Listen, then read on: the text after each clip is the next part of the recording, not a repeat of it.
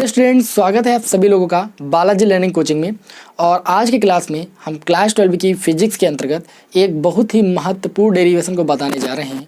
मैंने आप सभी लोगों को बताया था कि मैं आप लोगों के लिए महत्वपूर्ण डेरिवेशन की क्लासें भी लूँगा। तो आज हमारी महत्वपूर्ण डेरिवेशन क्लास में पहली क्लास है और पहली क्लास में आपको बताने वाला हूँ कि प्रिज्म के अपवर्तनांक के लिए सूत्र का निगमन हमें कैसे करना है बहुत ही कम समय में, क्योंकि आपके बोर्ड एग्जाम नज़दीक हैं। तो यहाँ पर मैं आप लोगों को बहुत ही कम समय लेकर इस निगमन को बताने वाला हूँ। ठीक है, आप ध्यान से देखिएगा, एकदम हलवा लगेगा, आप इस डेरिवेशन को तुरंत समझ जाओगे। ठीक है, तो देखिए मैंने आपके सामने एक प्रिज्म बनाया है। सबसे पहले प्रिज्म क्या होता है आप सभी को पता है कि प्रिज्म एक ऐसा पारदर्शी समान माध्यम होता है जो कि दो अपवर्तक पृष्ठों से घिरा होता है। यहाँ पर इस प्रिज्म को देखिए तो ये जो पृष्ठ है और जो ये पृष्ठ है, ठीक है, इन दोनों पृष्ठों को हम बोलते हैं अपवर्तक पृष्ठ या अपवर्तक कोर बोलते हैं। क्या बोलते हैं? अपवर्तक पृष्ठ या अपवर्तक कोर। तो इन दोनों अपवर्तक पृष्ठों के द्वारा यहाँ पर देख रहे हो एक एंगल बन रहा है, ये एंगल, इसी को हम बोलते हैं प्रिज्म कोण या अपवर्तक कोण बोलते हैं। क्या बोलते हैं? प्रिज्म कोण या अपवर्तक कोण। इसे इस कैपिटल ए से लिखा जाता है, तो यहाँ पर मैंने कैपिटल ए से लिख दिया है, आप देख सकते हो। ठीक है, उसके बाद अब हम क्या करेंगे, हमें यहाँ पर प्रिज्म के अपवर्तनांक के लिए सूत्र का निगमन करना है। तो हम क्या करेंगे, इस प्रिज्म पर एक श्वेत प्रकाश की किरण को आपतित करेंगे। ठीक है, क्या करेंगे, यहाँ पर एक श्वेत प्रकाश की किरण को हम आपतित करेंगे। ध्यान से देखिएगा, फिगर को अगर आप समझ गए तो डेरिवेशन आप तुरंत कर लोगे। तो यहाँ पर एक हम श्वेत प्रकाश की किरण को आपतित कराते हैं। ठीक है, और इसके लिए एक अभिलंब बना लेते हैं हम। ये मैंने अभिलंब बना लिया है, ये मैंने अभिलंब खींच लिया। अब यहाँ पर देखिए, आप सभी लोगों ने प्रकाश के अपवर्तन की घटना पढ़ी है। प्रकाश के अपवर्तन की घटना में आपको बताया गया, जब कोई प्रकाश की किरण विरल से सघन माध्यम में जाती है तो वह अभिलंब की ओर झुक जाती है, लेकिन जब वही प्रकाश की किरण सघन से विरल माध्यम में जाती है तो वह अभिलंब से दूर हट जाती है। तो यहाँ पर प्रकाश का अपवर्तन दो बार होगा। ध्यान से देखिएगा, पहले तो जब ये श्वेत प्रकाश की किरण इस प्रिज्म के पहले अपवर्तक पृष्ठ पर आपतित होती है तो क्या होती है कि इसको जाना इस मार्ग पर जाइए, ऐसे जाना चाहिए इसको। ठीक है, लेकिन ये क्या होती है, ये विरल से सघन माध्यम में जाती है, इसलिए अभिलंब की ओर झुक जाती है, यानी ये ऐसे निकल जाती है। इतनी बात समझ में। और जैसे ही इस पृष्ठ पर आती है तो इस पृष्ठ पर आने के पश्चात अब देखिए यहाँ पर क्या होता है, अब ये प्रकाश की किरण देखिए कांच से वायु में जा रही है। प्रिज्म कांच का बना होता है, मान लेते हैं कि जो है प्रिज्म का जो अपवर्तनांक है, कांच का अपवर्तनांक वो n है। तो इस प्रिज्म के कांच से ये प्रकाश की किरण वायु में जा रही है, यानी सघन से विरल माध्यम में जा रही है।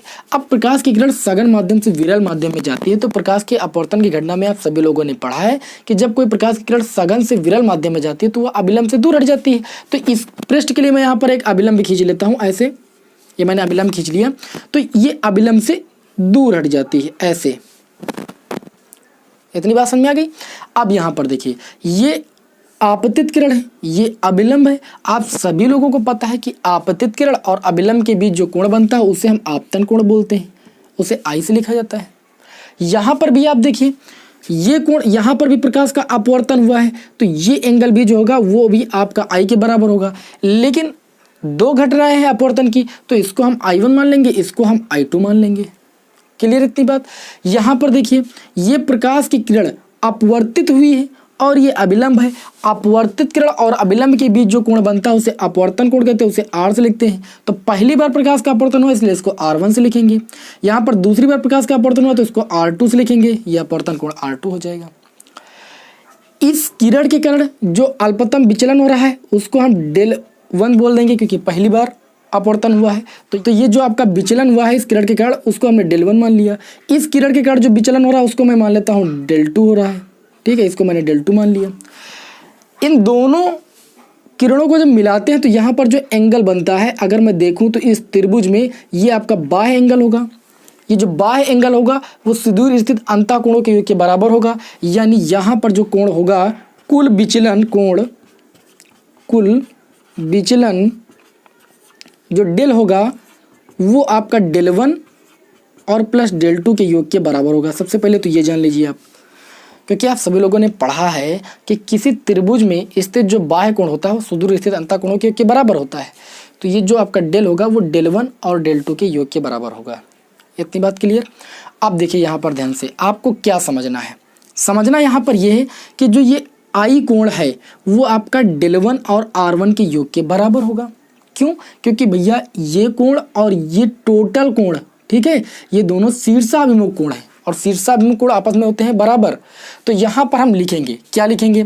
यहाँ पर लिखेंगे कि कोण I1 equal to del1 plus R1, del1 plus R1। ये पूरा कोण जो है del1 और R1 से मिलकर बना है, ये पूरा कोण जो है ये I1 के बराबर होगा। तो यहाँ से हम अगर del1 की वैल्यू फाइंड करेंगे तो देखिए ये R1 उधर जाएगा तो हमें मिल जाएगा I1 माइनस का R1, इसको हम समीकरण मान लेंगे 1। इसी प्रकार अगर मैं देखूँ, इसी प्रकार यहाँ पर जब प्रकाश का अपवर्तन हुआ तो यहाँ पर जो I2 होगा वो del2 और R2 के बराबर होगा। यानी इसी प्रकार अगर हम del2 की वैल्यू फाइंड करेंगे तो हमें मिल जाएगी I2 माइनस का R2, इसको भाई हम मान लेंगे समीकरण 2। क्लियर इतनी बात? इतना करने के बाद आपको करना क्या है? अब यहाँ पर अगर देखें तो कुल विचलन जो है आपका del1 प्लस del2 है, तो यहाँ पर लिखेंगे तब कुल विचलन कोण वो आपका हो जाएगा del equal to del1 plus del2। यहाँ पर आपका कुल विचलन होगा, यहाँ पर मैंने कोण विचलन लिख दिया है, कुल विचलन, ठीक है। तो कुल विचलन कोण जो आपका होगा वो आपका del1 प्लस del2 होगा टोटल, क्योंकि यहाँ पर जब पहली बार प्रकाश का अपवर्तन होता है तो विचलन del1 होता है और जब दूसरी बार प्रकाश का अपवर्तन तो विचलन del2 होता है। तो टोटल विचलन जो है वो आपका del है, जो कि इन del1 और del2 के योग के बराबर है। तो यहाँ पर हम del1 और del2 की वैल्यू समीकरण 1 व 2 से रख देंगे। तो del इक्वल टू del1 की वैल्यू आपकी आई है I1 माइनस का R1 और del2 की वैल्यू आई है आपकी I2 माइनस का R2। यानी del इक्वल टू आपका हो जाएगा I1 प्लस I2 एक ब्रैकेट में, इन दोनों में हम माइनस कॉमन ले लेंगे तो हो जाएगा R1 प्लस R2 एक ब्रैकेट में, इसको हम मान लेंगे समीकरण 3। सबसे इजी वे से मैं आप लोगों को डेरिवेट करना बता रहा हूँ, आप ध्यान से एक एक स्टेप को समझिएगा। इसको मैंने मान लिया समीकरण 3। अब यहाँ पर देखिए इस बिंदु को मैं नाम दे देता हूँ P, इसको मैं नाम दे देता हूँ Q, इसको नाम मैं दे देता हूँ R और इसको नाम मैं दे देता हूँ इस बिंदु को T, ठीक है। यहाँ पर देखिए तो एक आपका चतुर्भुज बन रहा है, चतुर्भुज PQRT में यहाँ पर लिखेंगे चतुर्भुज PQRT में आप सभी को पता है कि चतुर्भुज के चारों कोणों का योग जो होता है वो 360 डिग्री होता है। यानी जो ये आपका एंगल होगा, ध्यान से यहाँ पर देखिएगा तो ये एक आपका पृष्ठ है, ये इस पर अभिलंब है, यानी इसका मतलब ये जो टोटल कोण होगा कोण P वो आपका 90 डिग्री होगा कि नहीं होगा? किसी भी तल पर एक रेखा लंब हो तो उसके बीच का जो एंगल होता है यहाँ पर ये आपका 90 डिग्री होता है। तो ये अभिलंब है, ये तल है, तो इसके बीच जो ये एंगल P होगा वो आपका 90 डिग्री होगा कि नहीं होगा? तो यहाँ पर ध्यान दीजिए, तो ये कोण P जो होगा वो 90 डिग्री होगा और ये जो कोण Q है वो तो आप जानते हो प्रिज्म कोण है, पहले से मैंने आपको बताया, वो कोण A के बराबर होगा। इसी प्रकार यहाँ पर ये रेखा अभिलंब है तो यहाँ पर जो कोण R होगा वो आपका कितना होगा? वो भी आपका 90 डिग्री होगा, लेकिन कोण T आपको नहीं पता है। तो सबसे पहले हम चतुर्भुज PQRT में लिखेंगे कि जो कोण P है प्लस कोण Q है प्लस कोण R है प्लस कोण T है वो आपका पहली बात तो 360 डिग्री होगा, जिसमें से हमें पता है कि कोण P कितना होगा? 90 डिग्री होगा। कोण Q आपका प्रिज्म कोण है जो कि A के बराबर है। कोण R आपका 90 डिग्री है, वो रख देंगे 90 डिग्री, और कोण T आप सभी को पता नहीं तो यहाँ पर कोण T लिख देंगे, इक्वल टू आपका हो जाएगा 360 डिग्री।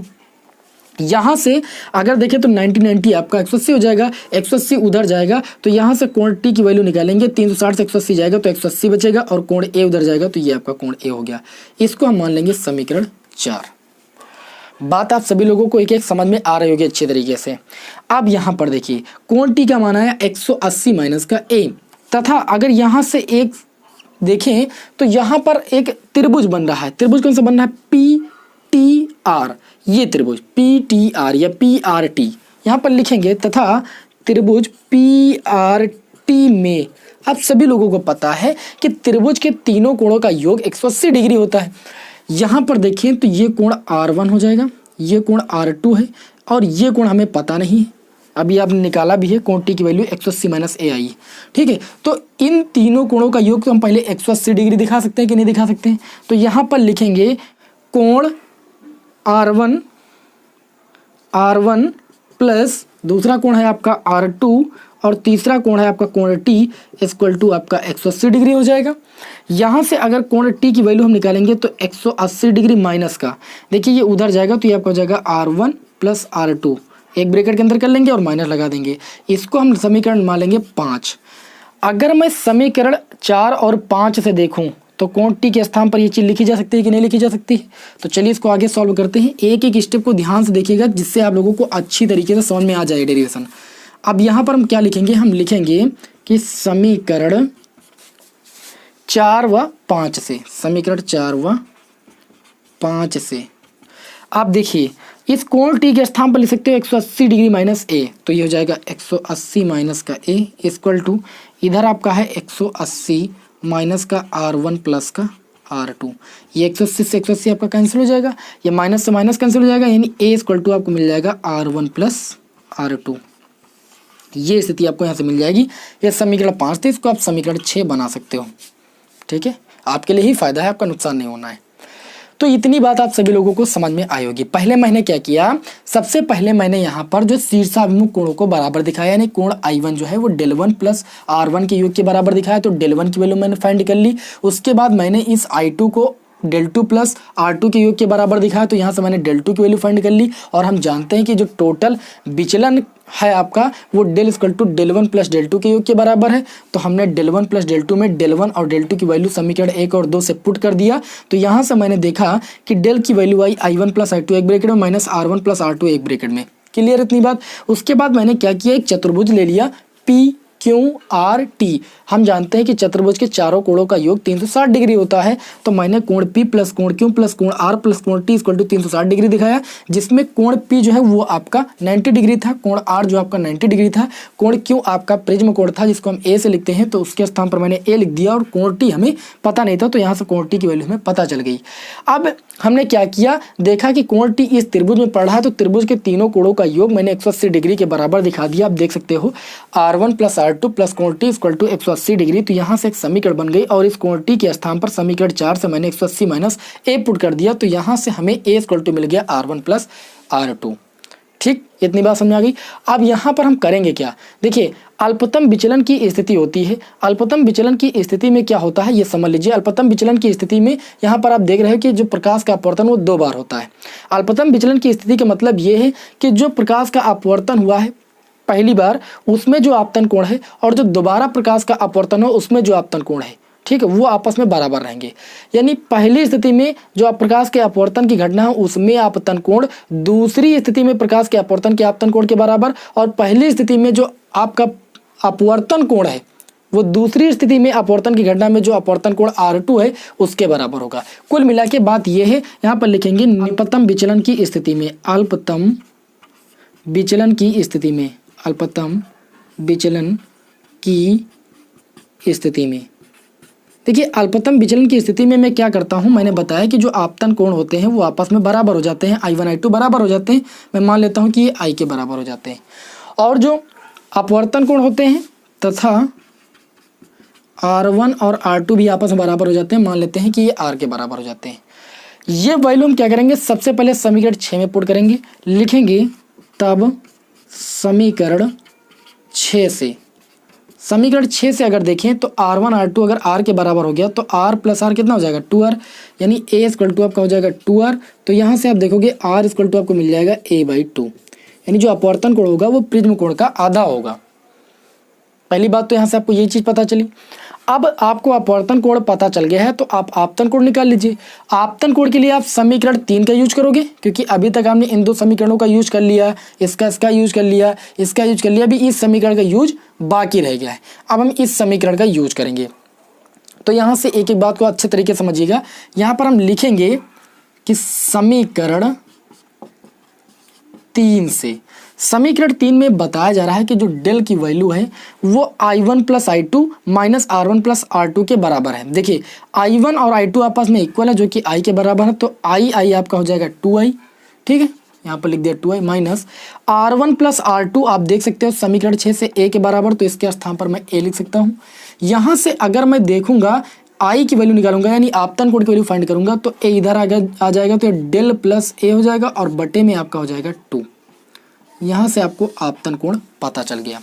आपको पता है कि किसी पदार्थ का जब अपवर्तनांक ज्ञात करना होता है, यहाँ पर अपवर्तनांक के लिए सूत्र का निगमन करना है, अपवर्तनांक ज्ञात करना होता है और आपको आपतन कोण और अपवर्तन कोण का मान पता चल जाता है, तो हम स्नेल के नियम को याद करते हैं। स्नेल का नियम ये कहता है कि आपतन कोण की ज्या और अपवर्तन कोण की ज्या का जो अनुपात होता है वह एक नियतांक होता है जिसे हम अपवर्तनांक बोलते हैं। ठीक है, तो अब यहाँ पर हम क्या करेंगे, हम स्नेल के नियम को अप्लाई करेंगे। तो थोड़ा सा हम इधर रफ करने जा रहे हैं, इसको आप नोट कर सकते हो, इसका स्क्रीनशॉट ले सकते हो। तो अब चलिए यहाँ पर ध्यान से देखिएगा। अब यहाँ पर हम क्या लिखेंगे, स्नेल के नियम से, स्नेल के नियम से। स्नेल का नियम n इक्वल टू आपका होता है साइन आई बटे में साइन आर। चलिए आई के स्थान पर वैल्यू पुट कर दीजिए, साइन आई की वैल्यू आई है डेल प्लस का a बाई 2 अपान में साइन a बाई 2। ठीक है, तो ये आपके प्रिज्म के अपवर्तनांक के लिए सूत्र हो जाएगा, ये आपका सूत्र होता है। लेकिन अब यहाँ पर आप इसका डेरिवेशन कर चुके, लेकिन आपसे अगर ये बोला जाए कि प्रिज्म आपका बहुत पतला है, जब प्रिज्म आपका बहुत पतला हो और जो अपवर्तक कोण हो वो 5 डिग्री से कम हो, तो जो ज्याएँ होती हैं उनको हम छोड़ देते हैं, यानी वहाँ पर ज्या आपको नहीं लिखनी होती है। तो यहाँ पर आप लिख सकते हो। दूसरी स्थिति में अगर आपसे डेरिवेशन में ये पूछ ले जाए कि पतले प्रिज्म के लिए अपवर्तनांक का सूत्र का निगमन कीजिए, तो आप क्या करोगे, आप यहाँ पर लिखोगे पतले प्रिज्म के लिए, पतले प्रिज्म के लिए, यानी अगर प्रिज्म आपका बहुत पतला हो तो पतले प्रिज्म के लिए हम क्या करते हैं, पतले प्रिज्म के लिए जो आपका ये साइन डेल प्लस का a बाई 2 होता है, ये आपका डेल प्लस का a बाई 2 के बराबर हो जाता है, यानी ज्या छूट जाती है, तथा जो साइन a बाई 2 की वैल्यू होती है वो आपकी a बाई 2 के बराबर हो जाती है। यानी जब एंगल आपका बहुत छोटा होता है तो वहाँ पर ज्याओं को छोड़ दिया जाता है।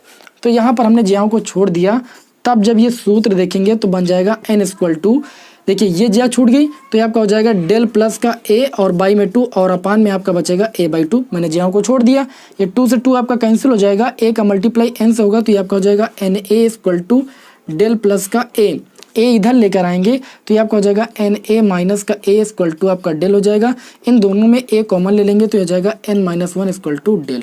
तो पतले प्रिज्म के लिए अपवर्तनांक के सूत्र को हम ऐसे जो है लिखेंगे, यानी पतले प्रिज्म के लिए अपवर्तनांक का जो सूत्र होगा वो आपका ये होगा। तो जब प्रिज्म बहुत पतला होगा तब इस सूत्र को अप्लाई किया जाएगा, जब प्रिज्म आपका मोटा होगा तो आपका ये सूत्र होगा। ठीक है, तो इस तरीके से आप सभी लोगों ने इस डेरिवेशन को अच्छे तरीके से समझ लिया होगा। मैंने आप सभी लोगों को बहुत कम समय में, मैक्सिमम 16-17 मिनट का टाइम लगा होगा, 16-17 मिनट में इस पूरे डेरिवेशन को अच्छे तरीके से समझाने की पूरी कोशिश की है। आई होप आप सभी लोगों को ये डेरिवेशन अच्छे तरीके से समझ में आ गया होगा। ठीक है, अगर आपको ये क्वेश्चन अच्छा लगा हो, आपको ये क्लास पसंद आई हो, तो आप हमारे चैनल को सब्सक्राइब कर सकते हैं, बेल आइकन को प्रेस कर लीजिए, क्योंकि इसी प्रकार के वीडियो की नोटिफिकेशन आपको लगातार मिलती रहेगी और अपने बोर्ड एग्जाम का प्रिपरेशन आप बहुत ही बेस्ट तरीके से कर सकते हैं। ठीक है, चलिए फिर आपको मिलेंगे नेक्स्ट वीडियो में। जय हिंद, जय भारत।